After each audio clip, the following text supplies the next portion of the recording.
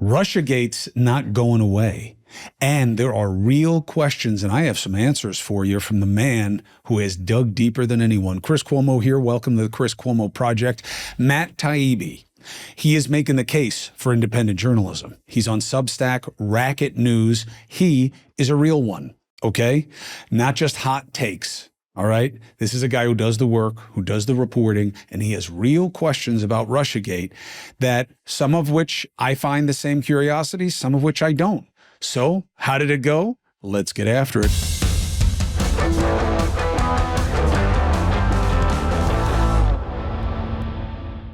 Matt Taibbi, my man, Racket News. Thank you for joining me as always.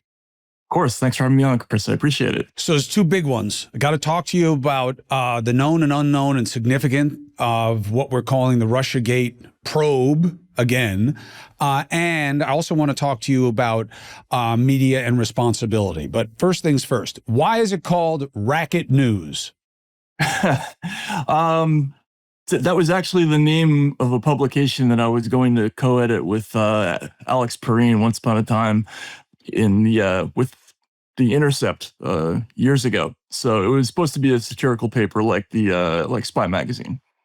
Oh, I love Spy Magazine. And we do need to make a racket. That's where the RICO laws come from. A racket was from the Prohibition days of when people would be making noise at a speakeasy. Obviously, paradoxically, because you're supposed to be quiet when you're in a speakeasy. And we need to make noise right now about what matters. And you say, looking at what happened during the Russian election interference probe matters. Why? I mean, I think this story it's very similar to two major scandals in recent American history. It's very similar to the WMD scandal, but it's also similar to Watergate. Watergate was a story about the bugging of an opposition presidential campaign during an election season.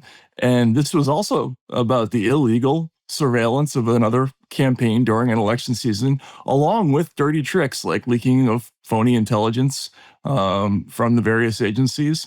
I think there are a lot of illegalities that really they're similar stories. The pre-election activity is very, very similar to Watergate. The post-election activity is very similar to the WMD story. So why isn't it just more of the same then? Why isn't it just the same as what was done to the Clintons during their first term, or done to Hillary with her emails? I mean, isn't this just what we've seen in terms of making lawfare part of the political process? Well, I don't know that anybody ever obtained FISA authority on the Clintons.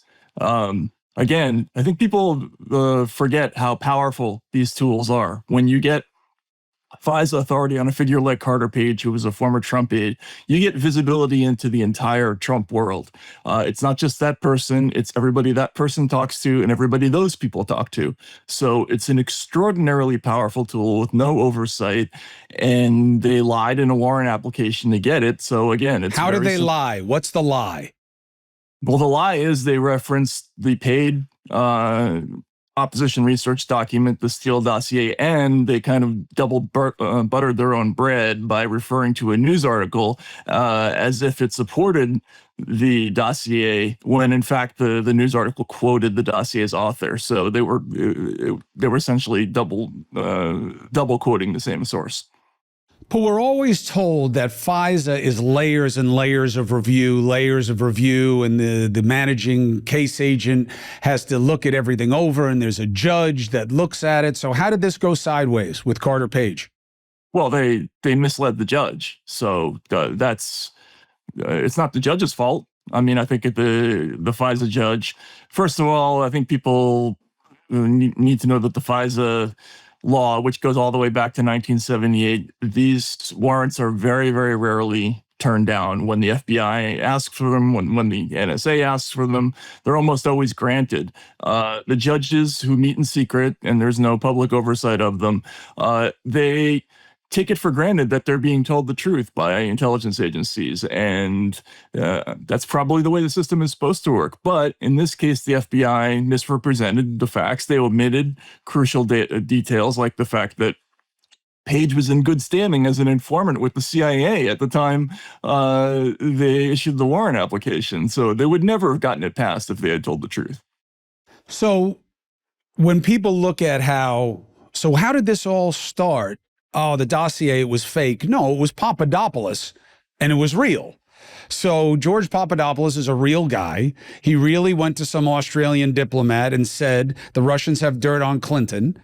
He actually never said dirt, and he never said anything about thousands of emails. Downer himself said that. What did he say? He said the Russians have information. So that whole thing about dirt and emails turned out to be... But hold on a second. All right, so semantics. Why did he tell an Australian diplomat anything? What did he think the significance of his own words were? So, again, this very young Trump aide, George Papadopoulos, was approached by this mysterious Maltese professor named Joseph Mifsud, who, by the way, disappeared in the middle of this and has not been found since. There's a strong implication that he was supposed to be some kind of Russia-linked figure, but there are also indications that he was one of ours, and he had a discussion with this Papadopoulos, and apparently Papadopoulos mentioned something that this Mifsud character told him in his conversations with Downer. Downer then walks into the embassy in London and talks about this conversation. But Chris, this is all academic because none of this is really the beginning of the story. We already know that there were Trump figures who were already under investigation long before the Papadopoulos incident. They were approached by people like Stefan Halper. They were bumped, and they had things that were called loyalty checks done. And even John Brennan testified that he triggered the FBI investigation before this. So I get that that's supposed to be the predicate of the investigation, but it really isn't. Do you think Brennan did anything illegal? Yes, for sure. I mean, I shouldn't say that definitively. I mean, I think the case for perjury is extremely strong. Right? Because? He told Congress that the Steele dossier did not in any way serve as a basis for the intelligence community assessment of 2017. And the Steele dossier is in the intelligence community assessment of 2017. In fact, one might argue it's the key piece of information in that document. And the details from it leaked almost immediately after that document was presented to Trump, and really started the entire Russiagate mania going. So there's that, but there are probably also other things that are going to come into play, but we'll have to see about those. But Brennan just has to say, yeah, I know the dossier was in there. There are a lot of things in there that I don't think were central to the understanding. I never said it was central to the understanding, and I maintain that it wasn't central to my understanding. How'd he break the law? He said it wasn't in any way used as a basis for the assessment. By him. But it was used. It was used by the CIA, and it was used by... Right, but if he says there are a lot of things that are in... I'm telling you, this is what he's going to say, okay? Remember, I'm telling you this right now. If he has to testify, okay, big if, but if he does, or if he just decides to come in and doesn't have to, but he wants to, he's going to say, I'm telling you, I didn't use any of that information in formulating my understanding. I get a lot of data points given to me, and I decide with guidance what people weigh and what they don't, but then I weigh it myself as well. And I'm telling you again, it was not central to me. I know it's in the report. I understand that. I did the report. I'm saying just because it was in the universe of what my people were working with doesn't mean it was what mattered to me. Well, he may say that. As a juror, I probably wouldn't find that convincing, especially after... You think he's going to go to trial? I think there are going to be indictments. I was very skeptical on that question even a couple of weeks ago, but I have heard repeatedly from these folks that they understand that this is not a hearts and minds contest, and that they are not doing this for show, and that if they don't end up in a courtroom, that this will be a massive political failure for them. So I do think that there will be significant indictments. I just don't know what for. I mean, I think that's a very important question to ask right now. We know a grand jury has been convened, but they haven't really given us a strong indication about what crimes they might be investigating. It has to be that. I mean, that's what we've seen with all of these things. I mean, even the Durham thing that just came up, you know, the cases that he made, right? The guy pleaded guilty to fucking with an email. And then the other two guys, it was you lied to us, and they lost both cases. So, you know, that's what it always comes down to. So that's a good point. But what I've heard from these folks is that they understand how the optics of that and what that looks like to voters. And they are going to try for, I think, something more substantive, even if it comes up short. That's my sense of what they're looking at. This podcast is sponsored by Smalls. Now, I got cat people all around me, all right? And let me tell you, you gotta get the food right. That's true with all pets. I know that in terms of how I keep my doggies going better, longer, even more so with cats. Very sensitive, okay? And what cats care about is eating what they like. Can be finicky, hence Smalls. Smalls cat food is cat food done at its best. Protein packed, preservative free, so it's good for them and it is good to them and delivered right to your door. That's key. Cats.com named Smalls their best overall cat food. Now, how about a deal to make you hungry? 60% off your first order plus free shipping. Yep, smalls.com/Cuomo for a limited time. Here's a review from a real Smalls customer, Elizabeth C. My cat was always so-so with her usual food, but she's very enthusiastic about Smalls. Her breath is much better, always a plus. And she poops much less frequently, sounds like me. And it doesn't smell disgusting like it used to. Sounds like Greg. So what are you waiting for? Give your cat the food they deserve. Limited time only. Because you're listening to me on the Chris Cuomo Project, you can get 60% off your first Smalls order plus free shipping. All you got to do is go to smalls.com/Cuomo and you get 60% off. Smalls.com/Cuomo. Free shipping. Where? Smalls.com/Cuomo. Does that worry you at all, Matt? That's why I'm so happy always to talk to you. And I'm so proud of the success you're having as an independent now, because you're one of the few guys I know in the business who is successful at the business. You're going to be a lot more successful, but you believe in accountability and you remember what you were taught from working at real organizations. So that's a real precious commodity. And I'm very happy for Racket News on Substack, and I wish you continued success. And I was excited to talk to you about this because it's not just about information, it's about perspective that you have because of how you own it and in context of other things we've seen. So they say to you, this would be really bad politically if nothing comes of it, so we're not messing around here. Well, we know how easy it is to indict somebody. Does it concern you at all that this is going to be an extension of the lawfare where they're going to indict them because it's too easy not to?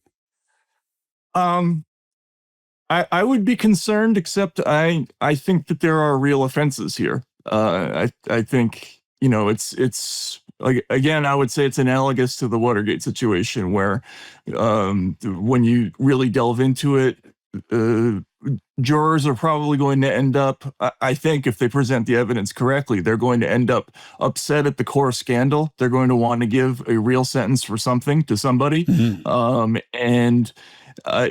I don't think it's just the prosecution like the Trump prosecution in Manhattan, which I thought was sort of a stitched together legal argument that probably was never going to succeed. This is different. I think they're aiming for something that it has to be a conspiracy charge almost automatically because everything else the statute of limitations has told. It's just a question of what kind of conspiracy they're going to try to prove. And you know, if they have the evidence to prove it, that's one thing. If they don't, it's another. There's two things here. There's the sort of media side of this and exploding the myth of the Trump-Russia story, which I think is important to them on one level. But the prosecutions, are still kind of a mystery. I don't know what they're going to be. Do you believe that there is no proof that Russia tried to mess with our election process? And by process, I don't mean voting. I don't mean the voting machines. I mean just the environment of the campaign. No, and in fact, I would say when I read the House Intelligence Committee report, there is significant intelligence in there. A lot of it was omitted and left out, but some of the stuff that was real pointed to conclusions by CIA analysts and other analysts that they thought Russia was responsible for the WikiLeaks material. Look, I think that story has been misreported because the CEO of CrowdStrike eventually testified that he didn't even have proof that there was an actual hack that took place. There's also the existence of all this other material, this T1 material that calls into question, how Russia got hold of all of this internal correspondence and when they got it. But I do think that there's evidence of meddling, and I do think that there might be evidence of that it represented something more significant than typical kind of historical messing around, which is what some of the analysts argued. But I don't think it's conclusive, but I think it's there. My desire to walk down the road was dampened by the latest round of speculation about the Durham Report. And what bothered me was it seems so obvious that there's an assumption going on that people are stupid. And not that everything you're saying is, forget about wrong, but in any way deceptive. I don't believe that at all. Otherwise, I wouldn't talk to you about it, or I would accuse you and then we'd both hang up. But when they talked about the Durham one, comes out in 2023. The guy's looking at exactly like this. He's picked by Trump. He knows what his mandate is. Either he's a fair broker or he isn't, whatever. But they take another bite out of that thing to suggest that there is a massive headline that he just decided to ignore and bury in the annex of his report. And then they just ignored an obvious reason for why, when he was so picayune in terms of his criticisms of the probe. I mean, it wasn't like, he was just taking a broad brush. I mean, he was very specific to find wrongdoing and in the approach and in the processing and in the scope and the duration and the degree. I mean, these are really fine cuts he's making, and he just ignores that Hillary Clinton was aware that the FBI was working with her campaign to get Oppo research on Trump. He just leaves it out of his report, buries it in an annex. And then once you get over that hurdle of incredulity, there's a paragraph that the team never had confidence that Hillary Clinton or her campaign knew anything about what was being done. And that's why he didn't include it. But what is the other explanation? Why would Durham leave it out when that's exactly what he was investigating? Well, what Durham did or did not do and why he did or didn't do it, those are good questions. There are a lot of people who weren't happy with him at the moment. But, all the facts that you just outlined, he did take out the most explosive stuff and put it in a classified annex. And that stuff is, I think, very newsworthy and raises an awful lot of questions, and also completely recasts what the story is. We had little glimpses of this whole idea of, that the Russians were talking about Hillary Clinton and having a plan to vilify Donald Trump by tying him to Putin in Russia. But we always thought that narrative started later, like in July of 2016. From these new documents that came out, we know that started much earlier, that the FBI was aware of that as early as March of 2016.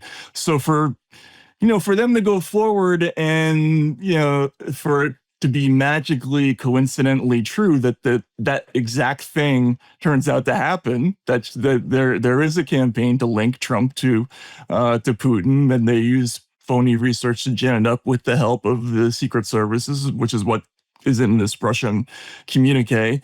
I think that's an awfully big coincidence. And I don't think you can just dismiss it by saying, well, why didn't Durham prosecute it? I mean, not prosecuted. He didn't mention it. He didn't mention it, but it's there, you know? I know, but it's also there that his team didn't believe in the idea. That's why they left it out. Well, what idea? That Hillary knew about it? Yeah. Okay, well, that's not true. That's it's in there that they.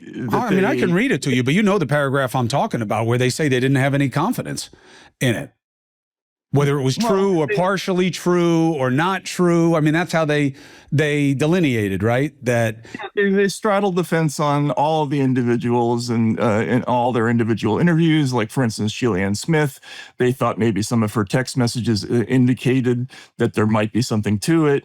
The Jake Sullivan quote, I don't recall that. That's ridiculous, but, I can't conclusively rule out that there was a plan like that. I mean, that's a non-denial denial. There's a bunch of them that are kind of funny in that report, frankly. And also, those denials are kind of hard to take seriously when you know that they had, in fact, already engaged, Fusion GPS and Christopher Steele by the time this stuff was being talked about. My biggest regret is I wish that they had put Steele out sooner. And because I believe that he always wanted to throw water on this about what he was doing and how it was being cast. And he wound up having to own a lot of this that I didn't think was fair. And if he had come out sooner, we would have had perspective a lot sooner on what's worthy of mention and what isn't. Support comes from Quints. You want to look good, but not go broke? Me too. So why drop a fortune on basics when you don't have to? That's what Quints is about, okay? The quality, check. Fabrics, styles, fits, check, check, check. Lightweight, check. Everything that you want is right there except the big prices. You can get cozy cashmere, cotton sweaters for around $50. Breathable flow knits, very nice. Big guys like breathable. And Quints only works with factories that use safe, ethical, and responsible manufacturing practices and premium fabrics and finishes. Now, why does that matter? Look, I think that we got to take more responsibility for our choices, okay? It's true everywhere in life, right? And it should be in terms of your consumerism also. I'd rather know that I could get this shirt anywhere, but this company actually tries to do the right thing in a way that matters to me. So that's why I believe in this place, and I am very, very comfortable having them as my partners. So, Quints, keep it classic, keep it cool, right? Long-lasting staples that everybody needs. Go to quints.com/Cuomo. You will get free shipping on your order and 365-day returns. Quints, like the fruit, QUINCE.com/Cuomo. Free shipping, 365-day returns. Can't beat it. Quince.com/Cuomo. So, how do you process all of the prosecutions? Well, again, I think that's a big question. They've put out an awful lot of material that I think is very convincing as journalism, right? Like in terms of exploding the various myths of this story. But in terms of criminal evidence, I haven't seen a whole lot. No, but I mean all of the ones that Mueller did. I mean, they put a lot of people behind bars. Well, I mean, that looks very reprehensible looking back. If George Papadopoulos was never really a target of their prosecution, I mean, they abandoned him as a target weeks after the opening of the FBI of the Crossfire Hurricane probe, and they put him in jail for lying anyway about a date. All of that looks like they were doing prosecutions for show. The only substantive prosecution that they ended up doing was of Manafort, and that had nothing to do with I had nothing to do with this. I agree with you. Manafort's thing. But I guess you could say tangentially, maybe that's why they were able to loop him in was because of his previous relationship. And then they looked at the previous relationship and they got him for that.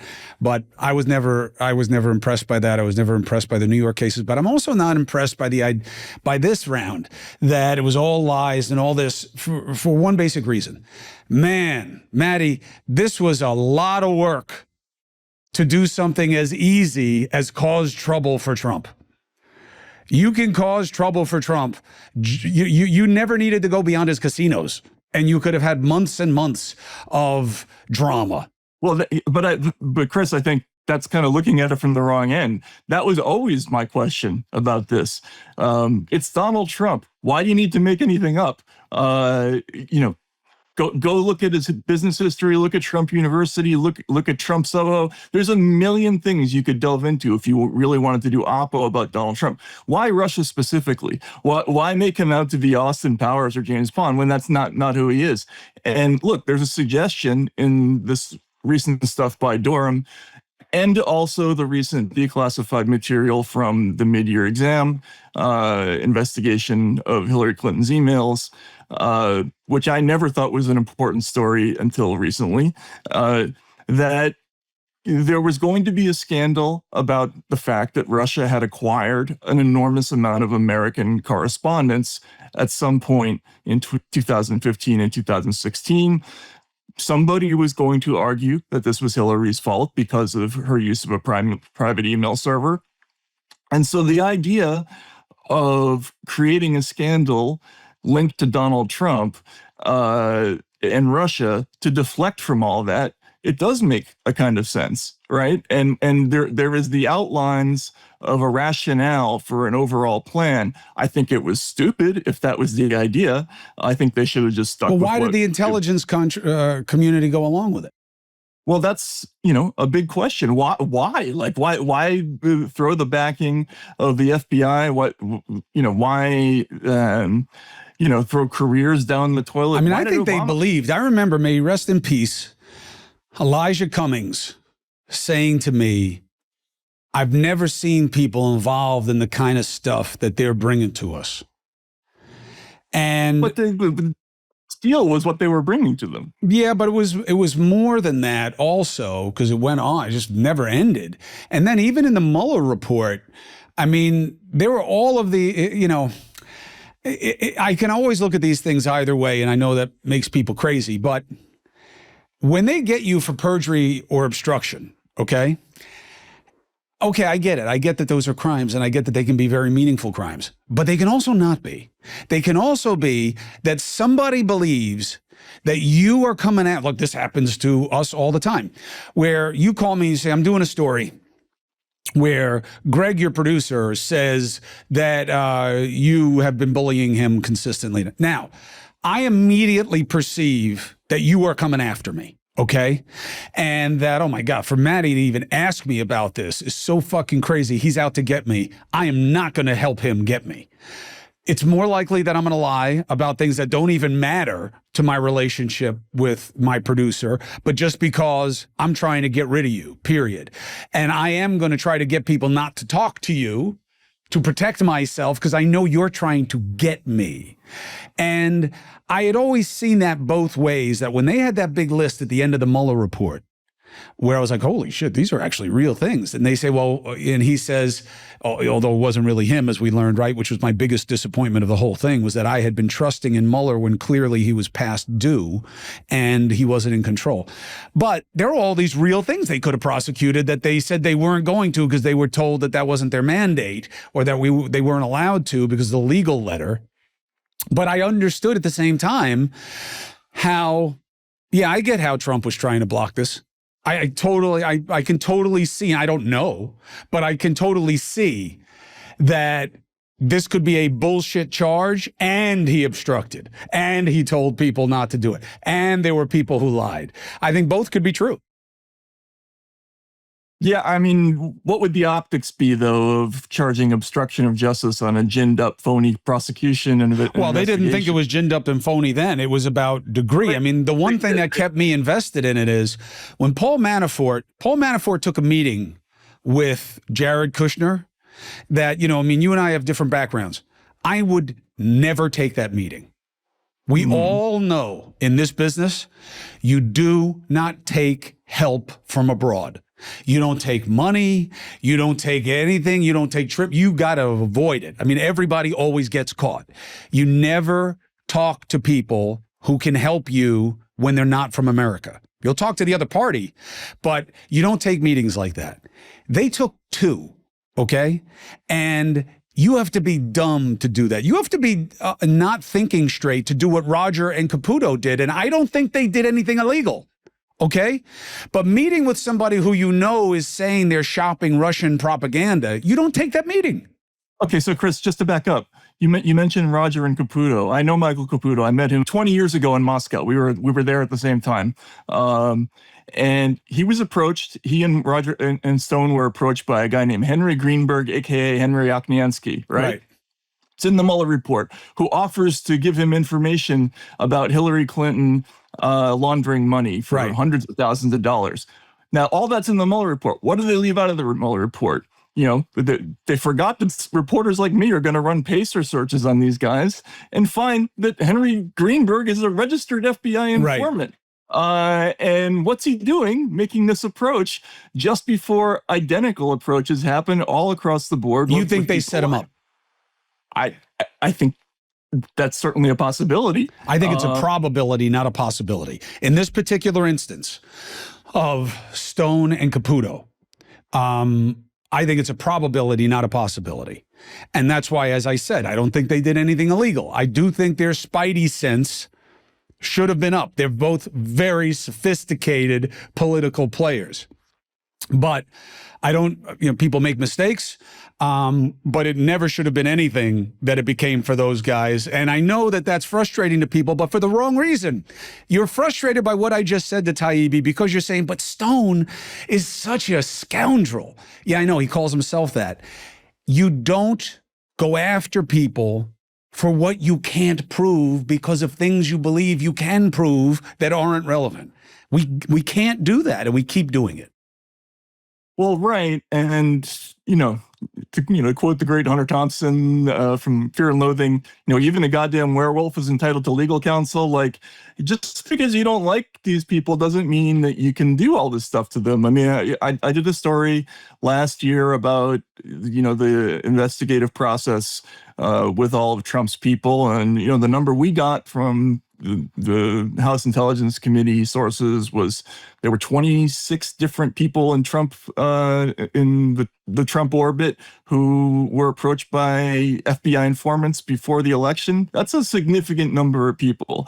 And we were only able to confirm about 12 or 13 of those, but that's a pretty large number. And, these people weren't doing anything wrong. They weren't involved in any conspiracy, and that was very clear early. So why were they continuing to do it? I think that's a question that's going to come out. I think questions will come out. I think there will be grist for the mill. Not both ways. This is going to be overweighted in terms of this was a big waste of our time. But I still have concerns that it is another prolonged engagement that does not take the country to a better place. And I do not accept, Matt Taibbi may release things that'll help people who are critical thinkers going forward. I'm not foreclosing that possibility. But I refuse to accept that the efforts of the government to police itself by attacking the other side ever get us to a better place. I have never seen it. And the only time we got it right was Watergate, when his own side came to him and said, you are going to be proper fucked if this goes forward. Walk away so that we can get the country to a different place. You get one chance. Now, I doubt Trump would ever do that, by the way, but that's the only time they got it right as far as I'm concerned, because whatever you were going to wind up doing prosecutorially would have been way worse for the country than good. And that's my concern now, is that we could easily spend the next year about this shit on and off. And what are we doing about immigration? What are we doing about what happened with that big, beautiful bill? What are we doing about tariffs? What are we doing about things that matter to the majority? And that's my concern. I totally get that, Chris. I think that's a legitimate point of view. I just think one of the reasons we have Donald Trump in office right now is because there's been this enormous collapse in belief in the system. People simply do not trust institutional America on any level, right? And so I think it would be a net negative to let significant illegal behavior go unpunished. Oh, right? always. I just don't know how significant the illegal behavior will be. And I keep being told there's significant illegal behavior. Again, not by Taibbi. I'm talking to him because he's a resource for me. And it never comes. Not even with Diddy.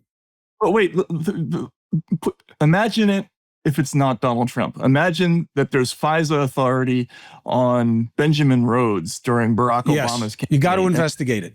And that 26 different Obama officials were approached by FBI informants in the middle of a presidential campaign. You got to engage. I mean, how is that not an enormous Watergate level scandal? I mean, it is if it winds up being as clear as he sent them there to break into the office. And I don't see Clinton getting the Oppo research as breaking into the hotel. I don't think it's going to be that clear. And I think that these intelligence guys are going to say, look, they took meetings. Trump was saying stupid shit. Guys around him had weird relationships. You know, there was smoke.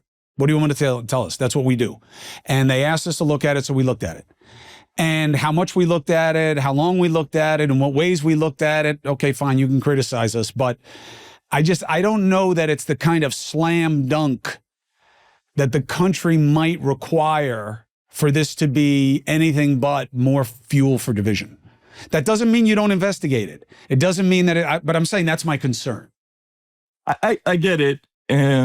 You know, I might be convinced of that point of view if they only did it once. You know, the surveillance, they got 4 of those warrants. They continued to investigate and spy on the president of the United States while he was in office.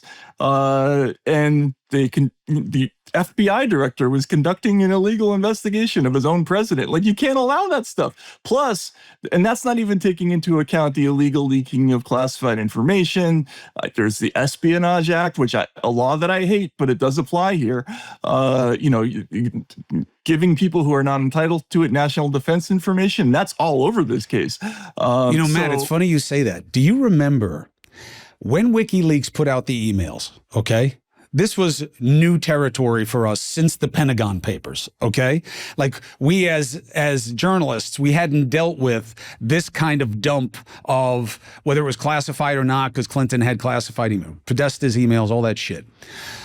So it comes out. We get it with everybody else at CNN, and we're going to put it out. I have one of the lawyers say, I think we got to be a little careful here. I said, why? He said, well, Pentagon Papers isn't exactly black letter law. Like, you know, that, you know, neither is our First Amendment privilege. I mean, you know, this could go sideways, but we're okay on that because everybody got the dump at the same time. So it's really WikiLeaks' problem. But telling people you should download this stuff, here it is, we're putting it on the website, you may be facilitating a violation of the Espionage Act. And, you know, so then you look, and nobody's ever really prosecuted this before, but we've never dealt with it before, which is where I get classified information, I put it out, you download it, you're not a working journalist, you're just somebody else, and now you may be guilty of violating the Espionage Act. So I say that on the CNN morning show. Be careful with this stuff. It's a little bit of unknown territory, so you're probably going to be learning about this from us for the most part. We're going to be telling you because I don't know what the law is really for you guys to download it. We sometimes get more protection. WikiLeaks and the political right, which I was surprised, it should have been the left. Anyway, they came after me until 5 minutes ago that I was trying to protect Clinton and tell people they couldn't read the emails. And it became one of these myths that what we're talking about right now with the Espionage Act, that's exactly what my concern was. And I didn't know one way or another. They had never really tried it before. Yeah, I mean, I do remember that. I think, like you, I actually hired a lawyer at that time, or I consulted with one privately. I was still employed with Rolling Stone, but I went to a different lawyer because this was uncharted territory. We didn't know what was out there.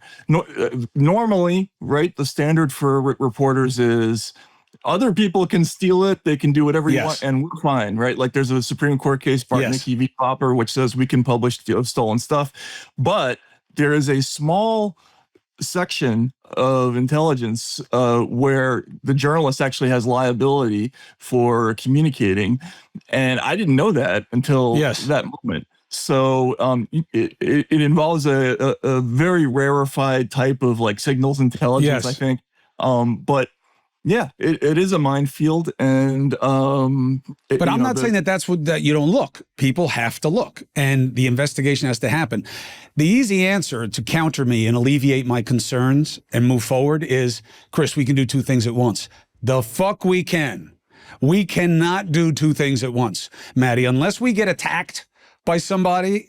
That's the only thing that will become where we start balancing interests. Otherwise, we do one thing at a time. And that's what Trump has arrived at, which is why he keeps flooding the zone with stuff. And, even these subpoenas, I thought these subpoenas when they came out this morning were for Russiagate. They're for Epstein. Right. You have the Epstein information. Release it. Release what you have. Don't subpoena all these. I mean, look, if we need to subpoena them, fine, but I want to know that. And you have stuff that could let me know whether or not this is necessary, and you won't give it to me. I thought this was for Russiagate, these things. Yeah, I don't, honestly, I could not tell you what they're thinking on the Epstein thing. I don't understand it. I don't understand why they talked it up in the beginning. I don't understand why they decided not to release it. I don't understand what they're doing now. There's a lot of things I don't understand about the Trump administration, and don't make a lot of sense. So, and this is another one of those things. I will say though that with the Russiagate story, they had two people that they brought in who I think were specifically brought in to deal with this story. That's Tulsi and Kash Patel. And that's why there's evidence, it looks like to me, that they put a lot more thought into this than they have some of the other stuff. So I think you see a distinction there. The Epstein thing, it almost seems like they're, pulling it out of their ass every morning. What do you think happens next? I think there will be, well, look, there's a grand jury, right? So you never know how that's going to turn out. And, the grand jury may come back. It's like nothing, and that's how it works. You have to live with that in an American justice system. So we will have to see. There's going to be a period of uncertainty. I think they'll continue to leak out other things, though, because there is a lot more raw material. Do you think Russiagate and its legacy is midterm fodder once we get there to November? Probably. I think it'll probably continue to be an issue. Look, for Donald Trump, this is a winning issue on two fronts for him politically, as long as he backs up what he says. Number one, it continues to make the Democratic Party and the deep state look bad, but mainly it's a massive hit to the media, right? It undermines their credibility every time these disclosures come out, because it blows up another round of stories that, from the past. And so for him, it's a win-win. Like, the New York Times may be coming at him about something else, and he gets to cut their legs out over this other story. And so that's one of the reasons I think they're going to continue to hammer it. Do you think that there is a real basis to say that podcasts are better than media organizations, or is it case by case at best? No, I think there are pluses and minuses to, I've always believed that you need lots of different models of media, right? Like I grew up in the household of a straight news journalist who only wrote 2 editorials in his entire life and is, a just the facts ma'am kind of reporter. But I also grew up loving Tom Wolfe and Hunter S. Thompson, and believing that opinionated form of writing is a great addition to the landscape. I think podcasts are a great thing. America's always been good at innovating forms of journalism, but you do need the big organizations because you need people to have beats, and you need people to do investigative reporting, and you can't pay for that doing podcasting for the most part. And so I think you need to have both things. They're not mutually exclusive.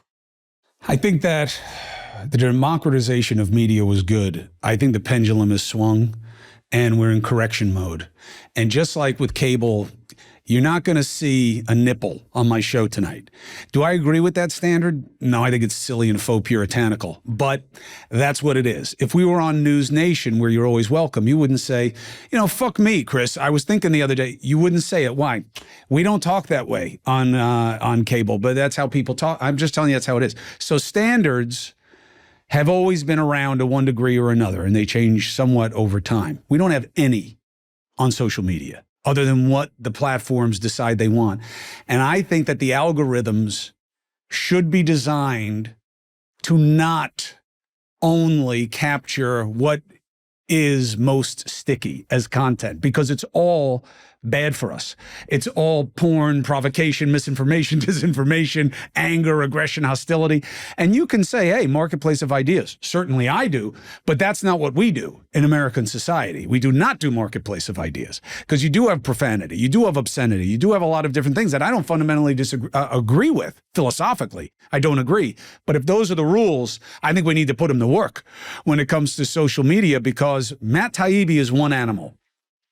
There's another guy with a set of cans on and a hat who is saying complete bullshit, and he knows it, but he's doing it to coax people to believe that there are Martians or that Democrats eat babies or whatever it is, and you guys get the same platform. That's my concern.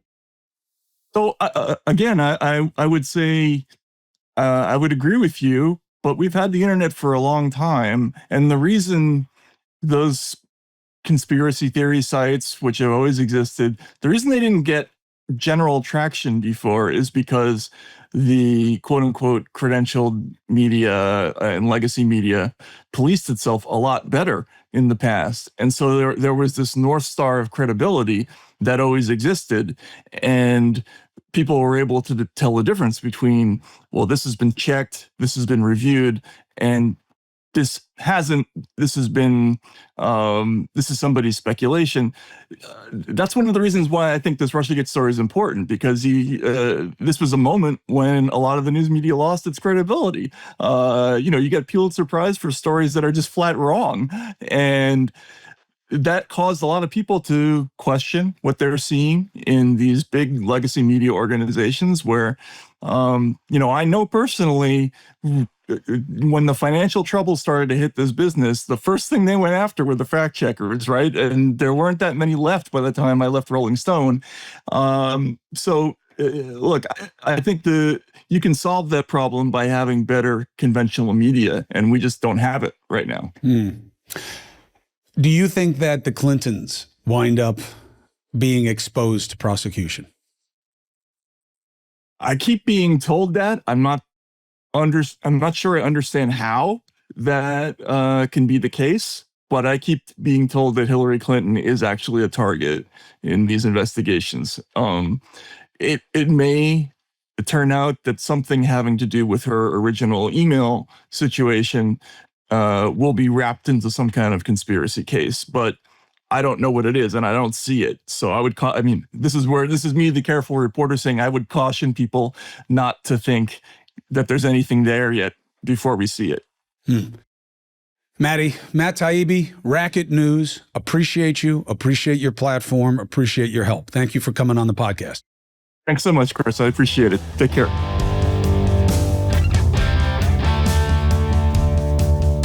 Indictments, the Clintons, lawfare. If Matt is right, man, is this all going to go wrong, because we will be talking about nothing else and have another cycle of lawfare. And then you'll say, yeah, but this matters. Hey, that's what the aggrieved side always says. When does it end? How do we get to a better place? How do we go from distractions to being directed to what matters most to the majority? I don't know, but we'll figure it out together. Thank you for subscribing and following, checking me out at News Nation, 8 p and 11 p Eastern every weekday night. TikTok, Substack, subscribing and paying so that I can help people get treatment for long COVID. And I will then take your comments and your criticisms and apply them to my lives there. And you will get that access. And if you want to wear your independence, buy your free agent gear, my brothers and sisters. Show you are a critical thinker and not some party patsy. Let's get after it.